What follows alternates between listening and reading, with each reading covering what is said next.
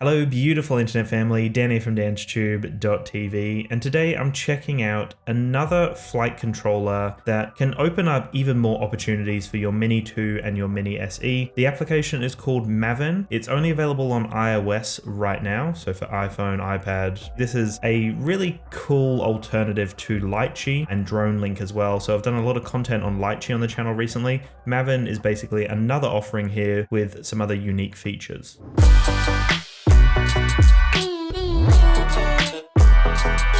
The Maven application does have a bunch of different features, but in this video I'm purely just showcasing the following mode and the waypoints. They're like the two features that stand out as unique features that you can get for a Mini 2 and a Mini SE that you just can't get on the DJI Fly app. So to me, they make the most sense to really focus on here. You can see that the application has a very familiar feeling to it, but there's a few different things there that aren't normal for other applications or things that you wouldn't typically see, but they're really welcome features and things that I actually really love about the Maven application. The first thing you'll notice is when you start flying away from the location that you've taken off from, which is the home point, you'll notice that it will actually show you a home icon, and it looks like it's in augmented reality. It looks like it's fixed in its spatial position on the planet, and as you fly away, it gets smaller.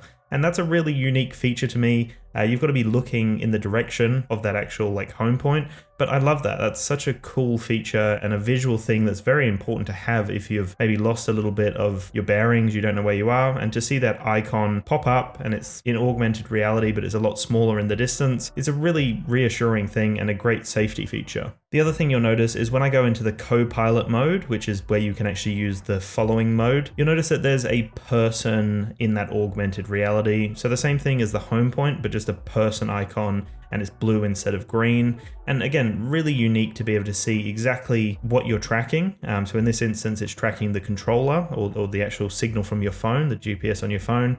And it's really cool to actually be able to see that as a visual representation. Again, one of my favorite things about the Maven application. The other thing I really love about the interface in Maven is in the bottom right corner, you can see there's a controller icon with the drone. And it actually shows you if you're facing the correct direction. So it shows you if your controller is actually facing the drone or it's facing a different direction. This is such a crucial thing because if you're facing the drone, you're going to have better transmission and better connection. So I love that that's like a visual cue that interacts just over the interface, like it's a heads-up display through the application. Again, a really useful at-a-glance feature. But now when we jump into the nitty-gritty, all of the actual features that we're talking about here, the following mode is really, really impressive. Honestly, does an amazing job. Maven is actually developed by a solo developer. I interviewed him on the channel, so I've got a video up on the channel if you want to check that out. But a really awesome developer, and he's done some really cool things here that are quite unique to the Maven application, like I mentioned before. But the following mode you enable through the co-pilot feature, and then you've got a bunch of other options on the display that pop up. Now you can play around with all of these, but the ones that I've focused on was just tapping on that little person icon to take it over to the following mode. And then I liked where the gimbal, like the camera, would follow you based on where you were located. So I enabled that one. And then I also just enabled the following mode as such. And you can play with the other features here. There's some really cool features, but the main thing I wanted was it to just dynamically follow me as I was just walking around. And it really did a great job. Like, it kept up with me. The pace was great. It was relatively smooth. Like, it's hard to say whether Maven or Litchi are smoother here, but I was very impressed with the smoothness of the following mode in Maven. I think that attention to detail also comes down to the fact that it's just developed for iOS. So it's a lot easier to develop for, an ecosystem that's quite inclusive and insular and it's quite small, as opposed to Android, which is massive. So I think that's where that attention to detail comes here. And I would say that the movements were probably a little bit smoother here from my recent tests with the Mini 2 and the Mini SE. So yeah, Maven did a really good job here. I don't think it's like noticeably smoother, like in a massive leap where I'd go, you have to get Maven over Litchi. They're both great and they both have their own kind of unique way of dealing with the following mode. But yeah, very impressed with Maven here. I know how terrifying it can be to fly a drone for the first time, and that's actually why I've developed the ultimate online drone course for beginners, because I want to make people more competent and fearless in flight. And I know that when they sell you the drone, they don't show you how to use it. They don't teach you anything. They just sell you the drone. And that's why it's so terrifying. That's why it's such a confusing thing for a lot of people. But my drone course, the Fearless Drone Academy, is packed with everything you need to know industry knowledge from an expert, and there's just everything in there that you need: resources, tips, guidance, and it's jam-packed with all of my teachings and learnings over the last 5 years. So definitely check out the Fearless Drone Academy, or let a friend or family member know, and you can use the code DANSTube to save 10% off the ultimate online drone course for beginners.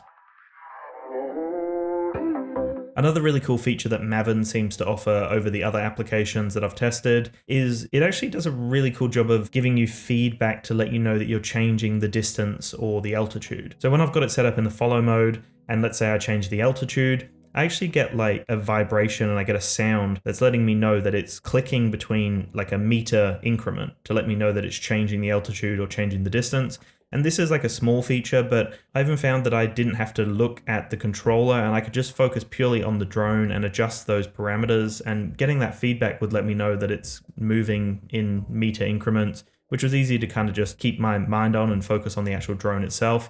And I actually really loved that, because I could see that it was changing the distance, and then I would check my controller and it was continuing to track me as I was walking through, certain areas here. And that was another really nice little touch. It's really interesting to watch the screen recording back and notice what the drone and what the software is trying to do here. And the fact that that little moving person, that little icon in augmented reality, like that is the signal basically from the phone or the controller. And it's interesting to see that move and have a tiny bit of latency kind of picking up where it is. It's obviously not going to be instantaneous and like the fastest immediate connection, but the fact that it kept up is really interesting, and that kind of shows you just how smooth it can be. Even though it's slightly off at times, it doesn't seem to kind of adjust too much and give you those jerky movements. It just does a really great job of keeping the footage smooth and keeping you in the main focus. Moving on to the Waypoints mode now, and again, this was something that did impress me and was something that again is just so unique about it. A solo developer, doesn't have a full team behind him, and he's developing very unique offerings here. So through the Waypoint mode, you have a few different features. You've got from scratch, which basically just allows you to do everything through the application and within the map itself. So you're literally just tapping on points, choosing where you want the waypoints, choosing where you want the point of interest. So you can set that up from scratch, and I did a test of that one. That worked really well. You can also import a CSV file, which is like a Litchi flight plan if you wanted to. You can go by flight, which is something that I found very unique. Basically, as you're flying, you can actually say where you want the point of interest and where you want the waypoint based on where you're actually flying and the angle the drone is facing, which again, very, very unique. And then you've got like more of a mapping option, which is called Grid Wizard. So my experiences with Maven's Waypoint Creator was actually quite intuitive. There's always a few moments for me, even though I've used the app in the past, where I'm kind of like tapping around and trying to figure out what you actually have to do. And it's just kind of that learning process. But it was really intuitive for the most part. I found that when I created it from scratch, that was actually really easy and super clear to see, like as you tapped on a waypoint, you see a number on it and it tells you basically the altitude that that point's going to be at. So I can see, okay, well, it's at 30 or whatever. I can move to the next waypoint, and then I'm going to make that one 40, next one 45, next one 50. And I can see that it's very easy to see, very visual, nice and easy at a glance info. But I can see that it's escalating, it's actually increasing its altitude as it's moving to each point. And then based on where I put the point of interest, you'll see that the little like heads of each waypoint will be facing that direction. So visual, easy to see. And then when I actually executed the waypoint, again, I found it was really smooth. It's competing with Litchi, if not better again, which is very, very impressive.